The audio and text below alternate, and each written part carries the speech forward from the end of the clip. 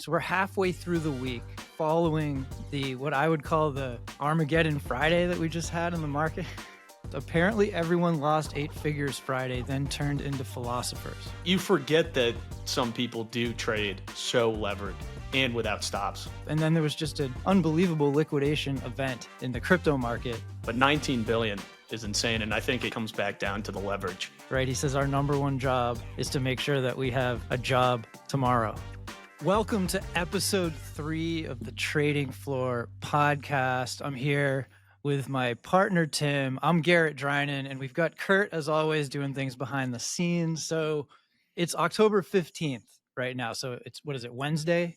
And so we're halfway through the week following what I would call the Armageddon Friday that we just had in the market. You can call it that. Yeah. So, I mean, let's just start here for a second. This was the day that Trump in the morning called out China for imposing export controls on production of rare earth and minerals. And so he basically said one of the policies that we're calculating at this moment is a massive increase of tariffs on Chinese products coming into the United States. So that sent the market in a tailspin. Trade war's back? Yeah, trade war's back? Question mark? Who really knows? But there was a trade on this day, A.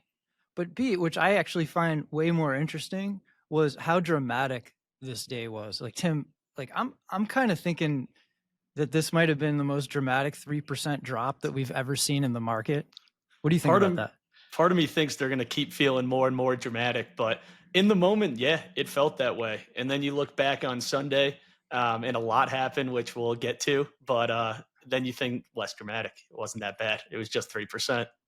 Right, just 3%, but there was a lot under the hood that was more than 3%. So, for example, the crypto market just took a tailspin, especially after the close, right? When Trump finally came out with imposing 100% additional tariffs on China and export control on critical software, that really, I mean, they were already selling off, and then there was just an unbelievable liquidation event in the crypto market. So this thing lasted into the after hours. And the thing that I find most interesting about it was, like, beyond the fact that there was a trade, and it was a great breaking news trade. It was a trend day in the market, and we'll get to that. We'll talk about how we traded it. There were those on our desk who, made over 7 figures on this trade, and it was a fantastic opportunity. But the thing that I find the most interesting about this was, it wasn't until I got home and started looking at Twitter and realized, hey, like this is causing waves through the trading community, right? Like people were upset, people were depressed. There were some people who were blown out. And I think a lot of it had to do with the fact that we were trading at all-time highs in kind of a moment in time where no one was worried about anything. Yeah, everything just kept going up. Things were just doubling like crazy. Every stock. And so, I mean, just some of the facts about this crypto scenario, right? So this was actually the largest liquidation event in history, which is mind-blowing considering that it was bigger than it was 10 times bigger than the major past liquidation events. For example, like the 2020 COVID crash or the FTX collapse in 2022. Right, it blew those away, and for what reason? I mean, FTX was a way bigger catalyst, and it sounds like this was just due to over leverage. Like people were just levered up, and all of this stuff at all-time highs, and we had a surprise news event out of nowhere, and that really sent a lot of stuff spinning. When I saw that stat too, I almost couldn't believe that was the largest one. But 19 billion is insane, and I think it comes back down to the leverage, where leverage and the market that we have been in, with crypto ripping a lot of large P&Ls. Yeah. And it's psychology, right? Because like in the market's been climbing, and we have some absurd asset classes like gold that just can't go down.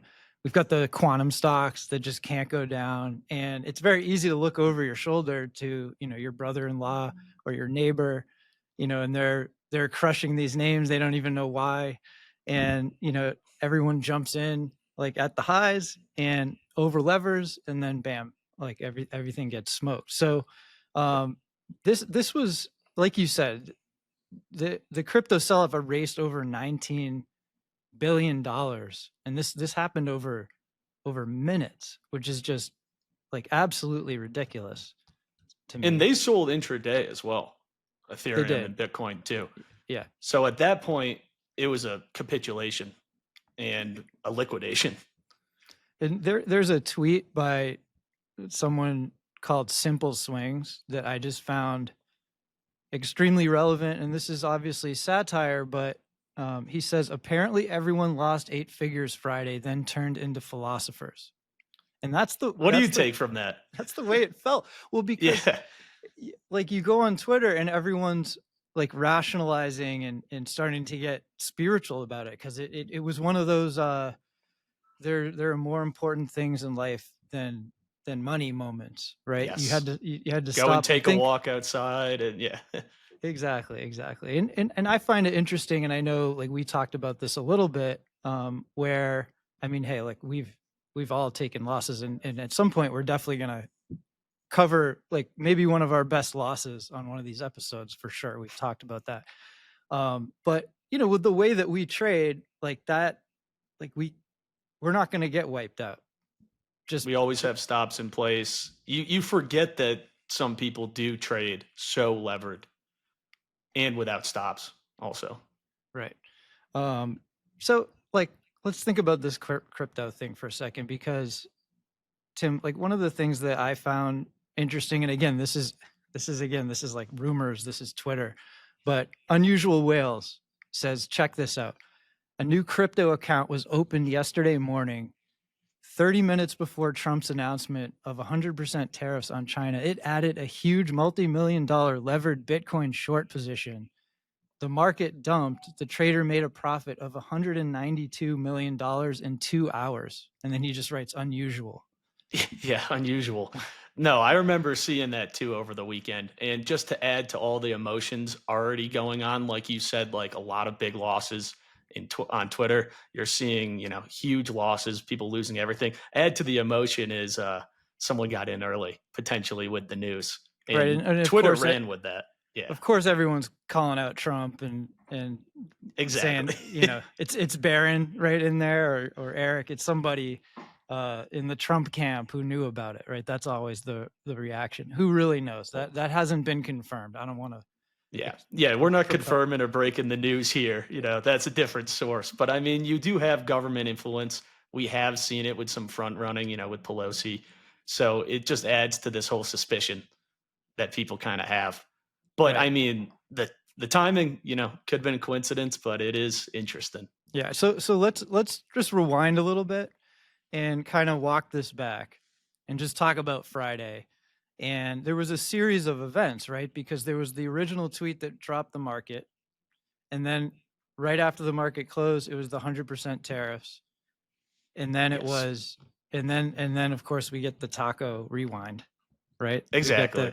We get the walk back, which rallies the market, right? So it's almost like after all of this drama, there was a moment where it was like, wow, like nothing ever happened. Now, of course, we're still, I think what I find interesting too is like we're still on a more volatile tape right now than we were before this announcement. So we're a little bit back in that headline driven market that's, if you're a breaking news trader, you're looking for the next Trump tweet. And, could we be back in a tariff situation? I mean, I think that at some point, like people just have a tough time believing that like we're actually going to put these kinds of tariffs on, right? Because it's been so much talk, but it does spook the market. And I think especially when there are zero worries and we're trading at all-time highs, everyone's just cruising.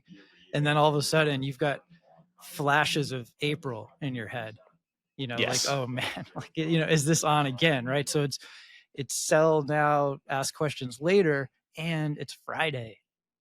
Yep. Right. Like that's a big deal, because I know that we were talking about this on the call. So the initial tweet comes out, Q's drop like a rock, huge volume comes in. We're looking at the news. you could put this together like very fast, right? Because all Yeah. it was a tweet. So you can get that headline quickly. You see the volume, and you see that we're still not that far off all time highs. There's a lot of room to run to the downside, and the fact that it's Friday immediately puts in your head like who's gonna hold long over the weekend after a tweet like that, especially when we're at all time highs. Exactly. And it's been so long since we got any escalation in the trade headlines. Right. Yeah. Yeah. But Exactly. at that moment too, with room to the downside, I remember like our first instinct too was our long portfolio and just immediately getting out of those um, in terms of risk management. And then at the same time, quickly interpreting the news. And then since it was Friday, Zero-DTE puts were on the table and trying to get in those. That's a great point because this is one of those days where everything goes out the window, Yeah. including your portfolio, right? Like we were long a bunch of stuff, and the first thing that you do is you look at your book and say, "What do I got to get rid of?" Right? Yes. And then you're thinking. In fact, you might be shorting first. I think we shorted first, and then Yes. you're thinking, "What do we got to get rid of?" And so you kind of go from like it's so interesting because there's no plan for this. Like, you know, whatever we were planning in the pre-market and looking at stock A and stock B, like that stuff just immediately becomes irrelevant. And like I think I traded Oklo in the morning Yeah, long. you did. I remember that trade, that opening drive, and yeah. Yeah, and there was a 0-DTE opportunity in that, and it was pretty and so it was like halfway through the morning, it still felt like the old market. Like, all right, we're cruising, Yeah. we're getting long stuff. And then bam, and all of a sudden, like you're not thinking about any plan you had in the morning. You're trying to mitigate risk in your current positions, and you're trying to capitalize off of this new news event. Yeah, I remember I was looking at like just not significant higher lows in a stock, you know, in range. I think it was CoreWeave that I was watching, and then boom, yeah, breaking news. You know, now the market is in play immediately. What's next to do? But All it right, so changes quick. it does, and so there were some other movers off of this that were pretty interesting. So, you know, like the rare earth stocks, right? Like they're Yeah, so part of the thing is Trump is challenging China, right, on um, imposing export controls on the production of rare earth. So China has a big stronghold on that production, right? And so there are yeah, only a few U.S. companies that we can rely on if that's the case. And so one of the knee-jerk reactions is to look at those companies, right? So like we were actually looking at MP because it had a nice chart, and then all of a I sudden, remember. Yeah, I thought like you that was actually one of my morning ideas somehow. just for a breakout, and then you might have even said, "I like this a lot better if it has a catalyst too." I did, You might have said that. yeah, I did. And so China, yeah, has 70% of the global supply. If they were to put in these export bans, then you know we would have to go somewhere else for the supply, and something like MP might be one of the stocks you go to. So we had a price alert out. We see MP going, and that was one of the other sectors that were moving. What I find interesting, Garrett, and I just want to bring it up before we get too in the weeds, is that we got the news from China the day before, and the market didn't react until Trump tweeted on Friday morning. But we knew the news that China was looking into these export controls before, and then we saw some of the strength earlier in MP and the rare earth minerals. But it wasn't until Trump confirmed it and escalated it in his usual way did the market really react. You're right. This was actually this was something that if you're a really savvy breaking news trader, you could have there was a way to tee this up if you were paying very close attention. It actually kind of reminds me of the Musk Trump feud. Remember that? Oh, I was thinking of something else. You go first. Yeah, I remember it, of course. Yeah, so yeah, of course. So that day that Tesla just tanked because Trump and Musk were having a Twitter battle on Yeah, X, right? yeah, And you could, if you were really paying close attention, and I know there were some on our desk who were, you could have seen this coming yes, because Musk was kind of mouthing off a lot in the days leading up to this particular day where Tesla sold off, it wasn't until Trump joined in, started challenging him, and then they started going back and forth. And then, the whole world realizes, like they're breaking up. Yeah, they're fighting. Parents are fighting. Parents are fighting. That's not going to be good for Tesla, at least for 6.5 hours, right? I think that was the low. Yeah. It's so true, though. You can kind of start getting that feeling of like where this could go. Where I was going to go, and I remember we reviewed this a ton, but Liberation Day, when Trump gets on and starts speaking, do you remember how we could see all the percentages? They were all on the chart in the back, and you could have just seen them right then and there immediately rather than waiting for him to say it. Oh, that's right. And someone, I was on a call with some interns, and someone mentioned that. And I didn't notice because I had the YouTube feed in a tiny little corner on my screen because I'm kind of just listening to it as I'm like watching the tape and stuff. And he brings up the chart, like the giant chart. Yes, and exactly. There was a matter of, I don't know how long it was, but there was probably like 20 seconds, 30 seconds where he had the chart up there before he actually said what the numbers were. And once he said it, the market just absolutely dropped. But you could have, if you could have just front ran it. Yeah. If it was big enough on my screen, I would have probably been able to see that. But that's an interesting point too. But yeah, so you could have teed this up a little bit, but it wasn't until Trump actually got mad that the market reacted. That's really the only thing that changed until he actually officially, came out and threatened the tariffs and the 100% additional tariffs on China, which happened later. That it became much more real once that news came out. And you see the 100% number. But there were some people just saying that maybe this was a whole misunderstanding between US and China. You can also say that like it's the same taco playbook, but just very expedited in the sense of it was one day. Right. Yeah. Yeah. And people were already thinking like, what if he walks this back over the weekend? So yes. So the news comes out. I know I bought Zero-DTE VXX calls. Yes. It seemed like that was a good knee-jerk reaction. And I think a lot of the times in that instance, I'm just kind of like, I don't even think about it. Like I'm not even, there's no time to think a lot. Like I think you just go to Zero-DTE because first of all, it's Friday, right? So there are Zero-DTEs in everything. So sometimes, Zero-DTE is, I don't trade them all the time. Like you really need a lot of volatility. You need something that's not priced into the market. But when you get something like this, I think that's always like a really good place to go in your head because you're going to get something that is a surprise and the market was not counting on this and these options are not priced like for these kinds of moves. So I think that was a really good opportunity. You could have done that in the Qs. You could have done that in VXX. And then of course there's the short in terms of the trend day that we were about to have. And I think in that respect, you could do that with Zero-DTEs, but I'm much more liable to play momentum with those. And I want to get out at some point. So to play a trend day, like our team was buying puts that expired the following week.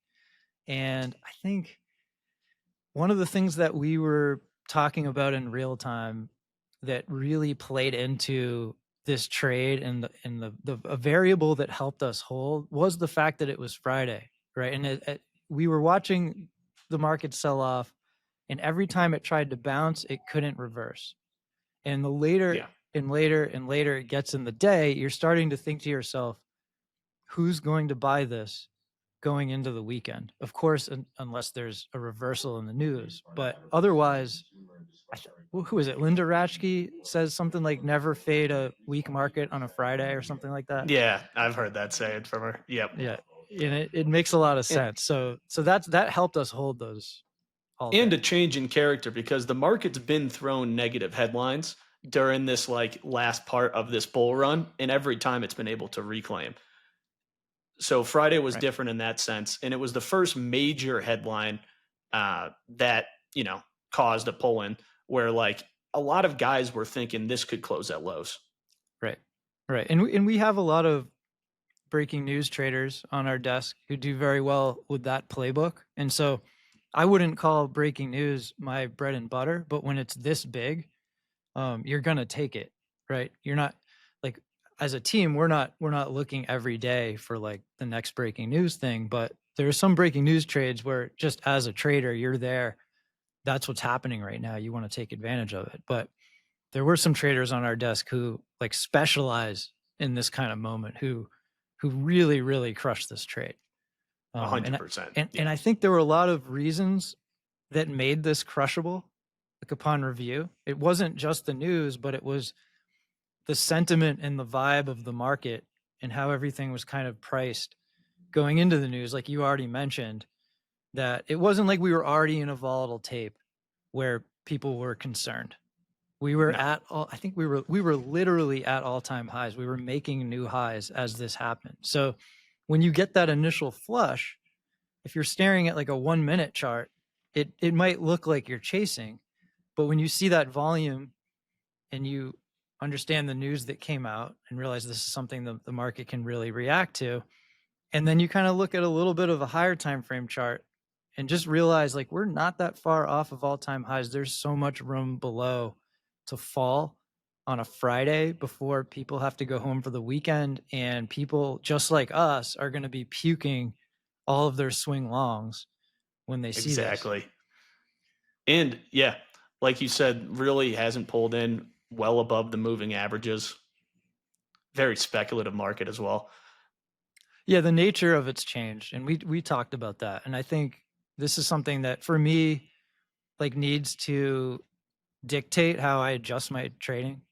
Like, you would probably agree with me, right? 100%. Yeah. I think before we were looking for a lot more, I wouldn't say like less longs. Like we were looking for longs, but we were willing to hold. That's the big difference. Like I was much more willing to swing trade. And then when we get this kind of volatility and we realize we're kind of back in a headline driven market, I'm much less willing to build into swing trades, especially with where we are in the market at this point and the way things are moving back and forth. You know, we're super strong one day, super strong, super weak the next day. Even today, like we were really, Yeah. really weak, and then we were really, really strong, like in the afternoon. So, um, shortening the time frame is something that I'm interested in doing in this market now.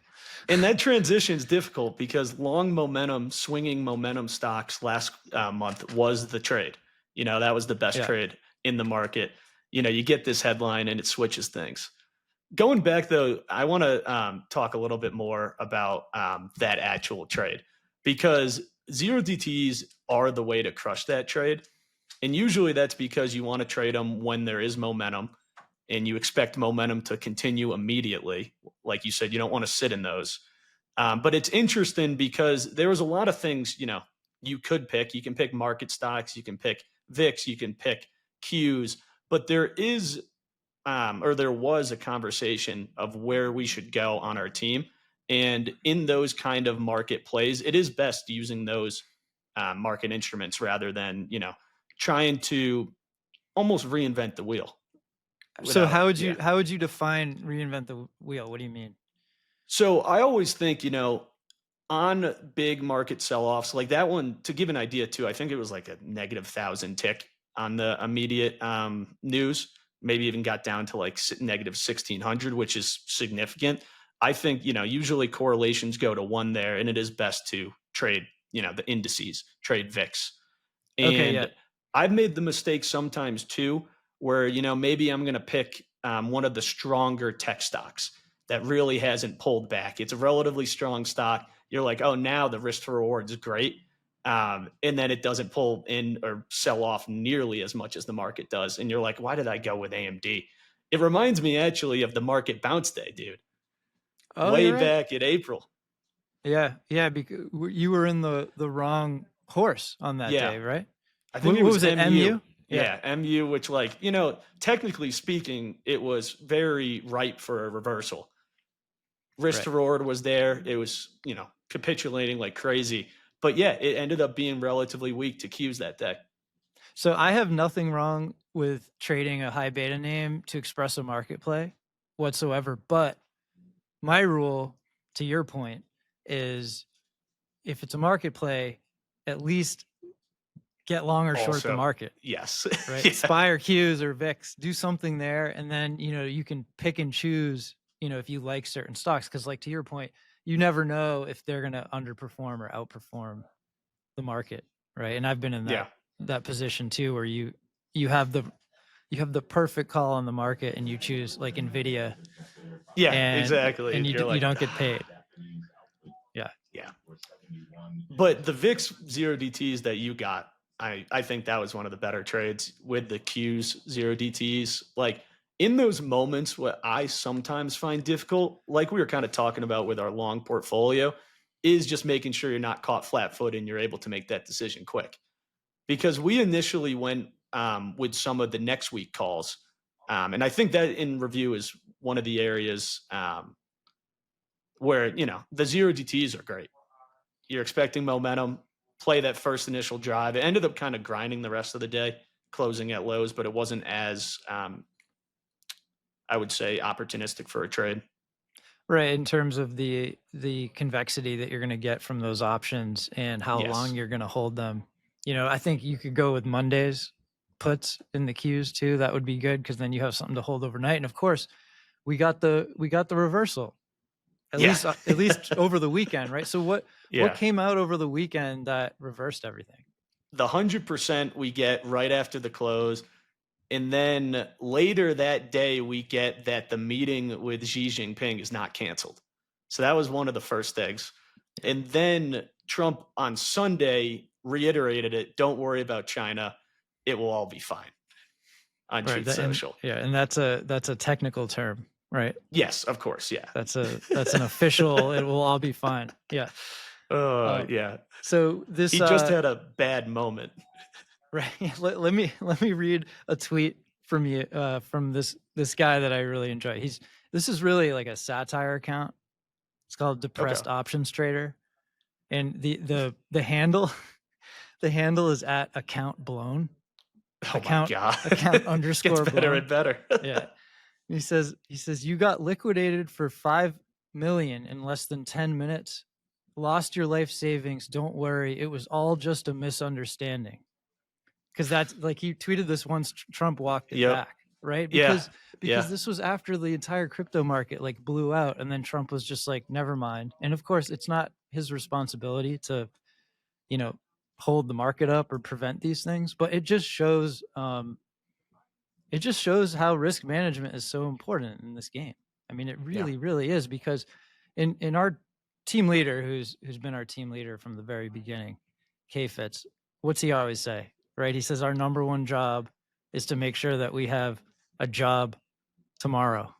Yes. Right? Yeah. And it's basically like stay alive, stay in the game. That's number one. I'm trying to remember what he says a lot of times when we get off our call. It has to do with risk every time. Yeah.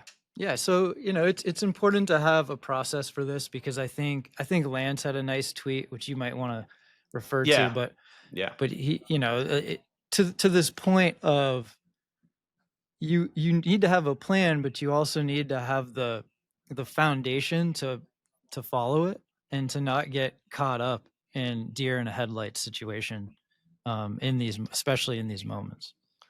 Yeah, let me read some of this tweet. It's a longer tweet, but I thought some of it was interesting. And Lance's main take was, you could just say it's all about leverage, but there is a big psychological component that led to this liquidation and why it was so dramatic. And he referred to a lot of Morgan Housel's Psychology of Money, great book. But one part I thought was interesting is he goes, the real cause is psychology. Even the best traders build risk systems, but those systems can often fail when the mind that built them starts overriding them. And then he goes on to say, there's a notable crypto rail on a race to 100 million in profits. You start anchoring yourself to that goal. And Morgan Housel, the tweet basically, or the quote he included by Morgan Housel, is the hardest financial skill is getting the goalpost to stop moving. And the idea of greed in envy. You start looking at, other people on Twitter making a ton, and it just leads to this exuberance that really isn't stable.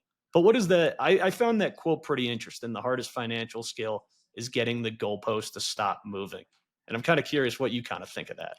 Yeah, you bring up a really good point because I think that this transcends just like the drama that we're talking about to me. So like Yeah. when you say that, I relate to that personally, even though I'm not putting myself in a position where I'm gonna blow up.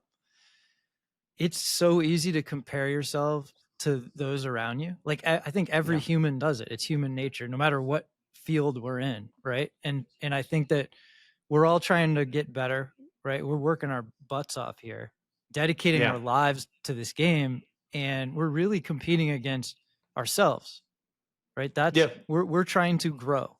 And everyone has different strategies, different playbooks, different strategies and playbooks that perform differently in different environments, right? Like I might be great in one environment and you might be great in another environment, right? So that's a perfect example of how, like, why would I be comparing myself to you on an emotional level?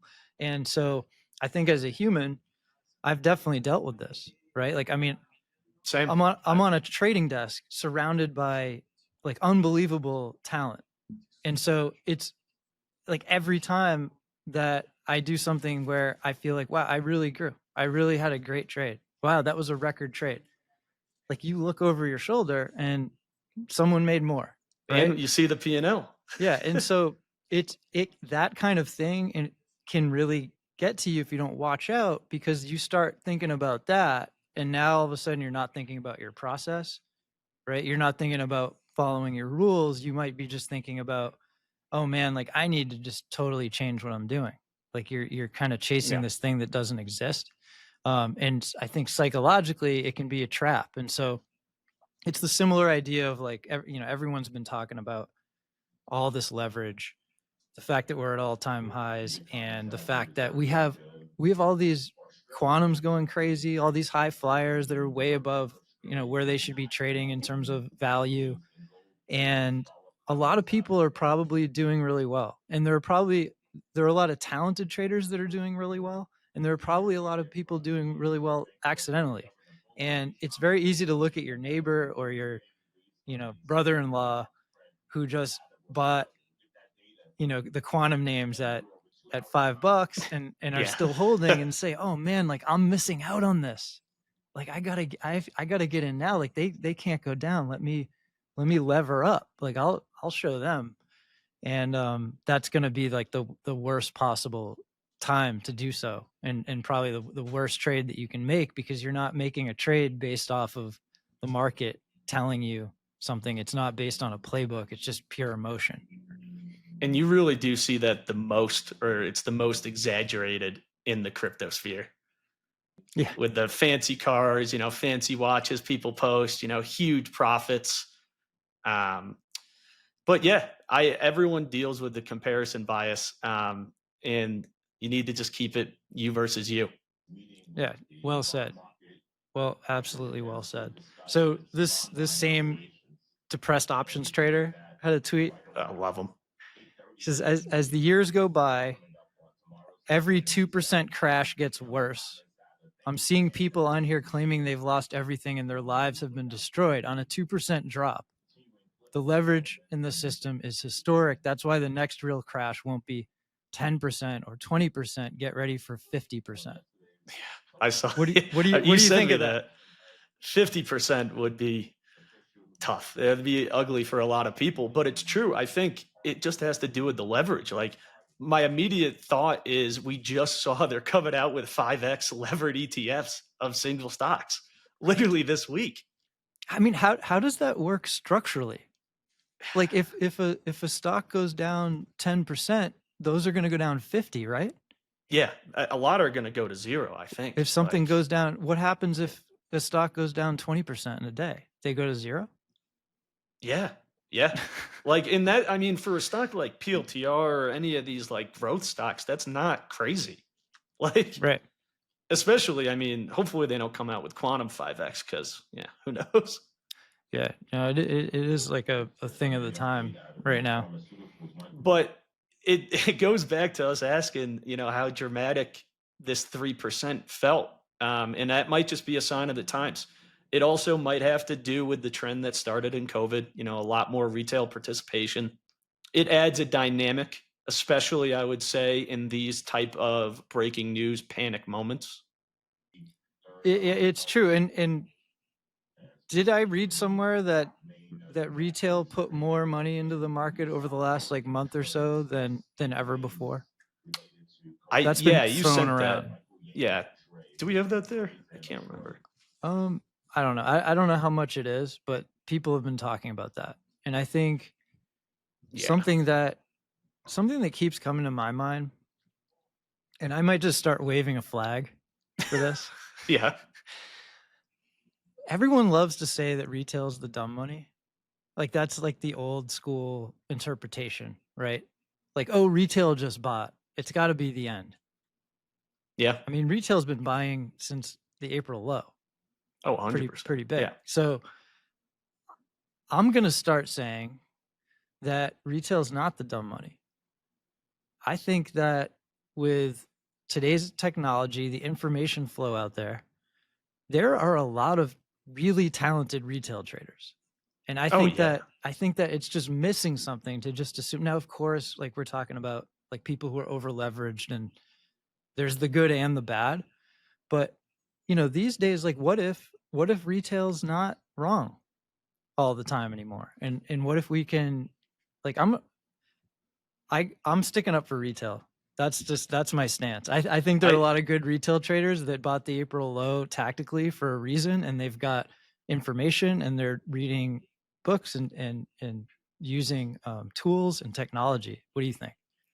Yeah, I agree. I mean, first off, if you're going to make a flag, you need a better saying, I think. We need something catchier because I don't know what's on the flag. But yeah, I think that it's a very interesting stance. And I think where that stemmed from is, the GME AMC.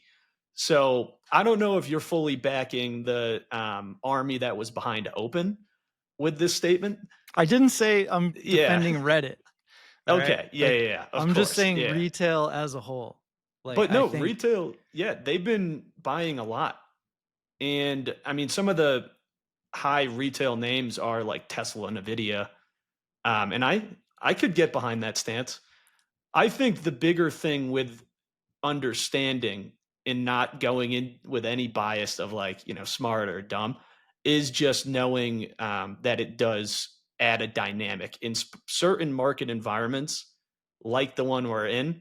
It's more significant, I would say. yeah, it's true. And at certain points in the market, like, all right, so check out this. I've got a blurb from I think this is Financial Times, and it says the headline, and this came out yesterday. The headline is "Short Sellers Blame Retail Investors for Worst Returns Since 2020." That's interesting. I mean, short sellers, depending on which theme, a lot of those stocks, doubled, tripled, 50x'd. But So that's like saying that's you're like looking for a saying scapegoat, kind that's of. like saying like these stocks are only up because of retail, so it didn't happen. Yeah. Like that's Yeah. poor trading. Like if that's the stance you're taking, in my opinion. I mean, Right? imagine not taking the quantum breakout last month, and it's like, I don't want it. Retail, the technical breakout. Yeah, I mean, the market is the market, and of course, this is the kind of attitude that I'm trying to. This is my campaign. I'm trying to dispel this. I think that look, there are a lot of stocks right now that, and we can talk about this, but everybody knows like the quantum stocks are overvalued if you're a fundamental guy and you're looking at valuations, and they just keep going higher and keep going higher. And we've got Martin Shkreli raising money to short more, and you're not crazy for looking for the short in these. Like I know we're looking for the short in these. There are a lot of high flyers right now, and in a market that's theme driven, full of growth stocks that are running that tend to trade well above their valuation, and things can get out of hand, and everyone likes to reference the dot-com bubble, and it's not inappropriate to do so in these cases. But the fact is that no matter who's driving these higher, retail or whoever. Like, these are the kind of things that happen in a market. And so to Yeah. blame the people on the other side of the trade, I think is pretty absurd. And there's this, let me read you another tweet. I went nuts on X I love it. over the I weekend. love it. I mean, there was enough to pick from. It was active. All right, so this guy Taylor, TLAMB91, said, and I just had to laugh. He says, every stock I thought was extended last week has doubled. Yeah. So gonna go do a bunch of whippets to hopefully lower my IQ a bit. So that's absurd. I mean, but this is the kind of thing, because it's dumbfounding to see some of these names at these levels. And I think that, like, one of the things that I appreciate, like on our team, on our desk, at our firm, just the mentality of being a trader, the mentality of, and what does that mean to me? It means letting the stock tell you what it wants to do. Like, we all have ideas about what we think should happen, and we can try to predict stuff, but that's, part of having the context and maybe the understanding of the catalyst or the understanding of the fundamentals. I'm not saying is not important. It absolutely is. But then to be able to watch the tape and the chart and kind of understand the dynamic that's going on, and being able to trade under the system of letting the stock tell me, like, when it's ready to go down, versus I have this opinion and I'm going to express this until until I blow up. What do you think of that? I think, especially at our firm, let price action confirm. That's a big thing. When you just said that tweet too, like, everything honestly has doubled. And another aspect, I think, of trading this market and what our firm does well, and like what you've been doing a good job too of, is keeping the bandwidth pretty tight. Because you look everywhere and stuff's breaking out. You have your watch list and you're like, all right, like, I made a priority list. These are game plan. They could set up, who knows? And then you start scanning and you're like, oh yeah, that ripped. That's up 3 ATRs. And at our firm, one of Bella's, it's one of the best books, trading books out there, One Good Trade. We have the poster, but focusing on, your pitch, the next big pitch in your best trades, like, isn't always easy when everything's doubling. Right. It's very easy to get overwhelmed in a market like this, because, like, we've talked about this. It seems like, so there are all these growth stocks, these theme stocks. So list the themes, Tim.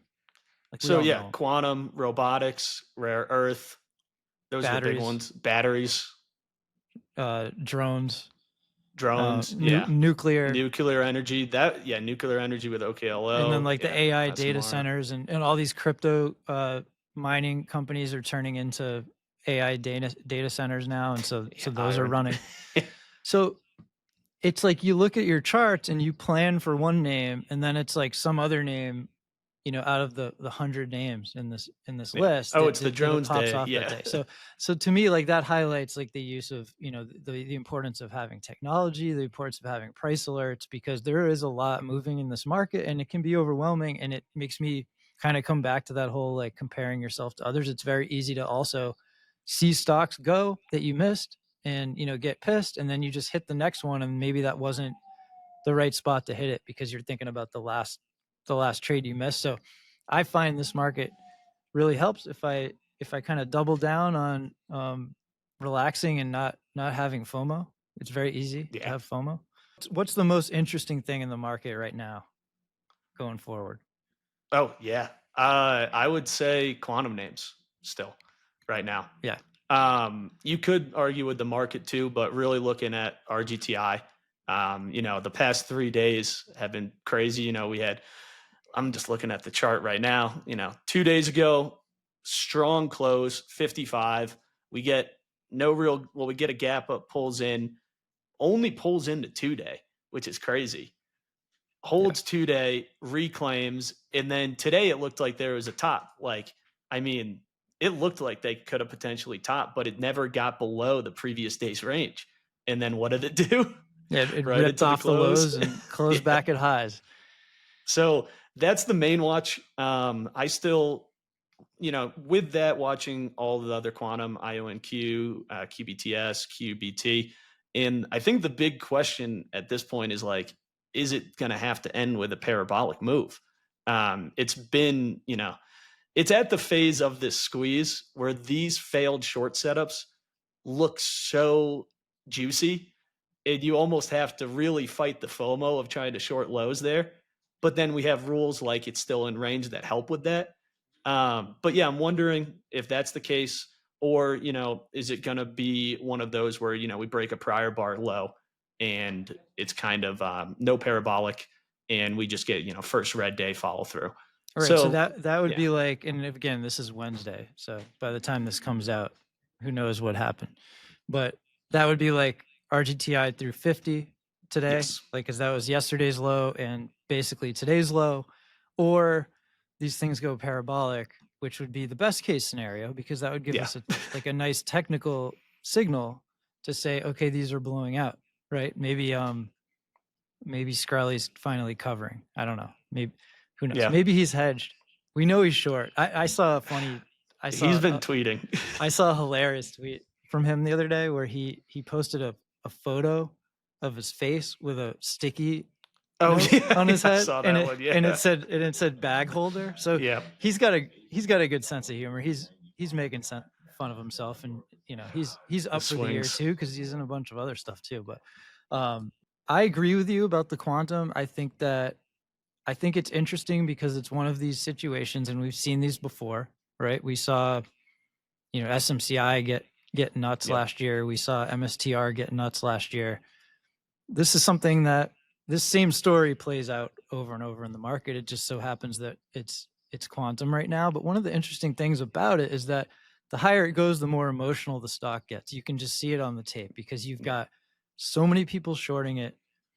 Maybe people still holding long. I mean, apparently. I don't know. If you're long from 10, K-Fitz, our team leader earlier, was thinking about, what does this selling look like? Is this the panic selling that you need to top these? And then the comparison he used was, if you're long from 30, are you afraid of the pullback that happened today earlier? And the answer is probably no. And that's notable because it was a very controlled pullback. It was very weak today. The tape was very weak the first half of the day.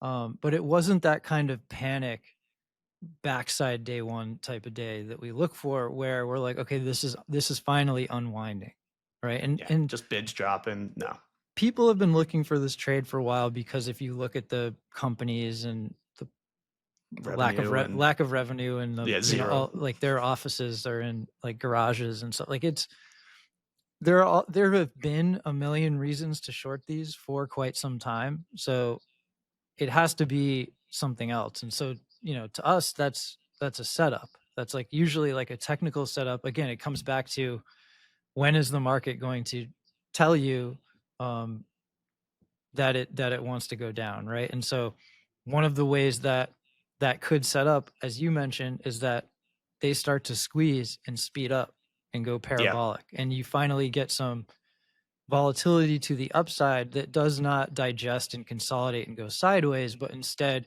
you get spray, and then you get a gap, and then you get like another big move, and then maybe a gap, right? The same kind of way that like SMCI topped out and MSTR topped out last year, and we could go on and on. There are a million examples like this. That's the kind of thing that, to me, I'd be looking for my favorite setup. Or maybe it just breaks support and goes, or maybe there's some breaking news, which could always happen as well. So it'll be super interesting to see how this plays out, because at some point they're going to tick down, but we just don't know from where. The question is, I'm just looking at it, right before we had that day one that got to 55, there was a lot of people still looking for the short, and it kind of just consolidated, digested, and now you're looking at the past 2 days, and is it doing that again? Yeah, exactly. So it's like looking for those short traps, and those are, short-term longs sometimes, and you can kind of use that as information, and then hopefully they go a lot higher. We're praying. So we'll see. Maybe by the time this comes out, something will have happened.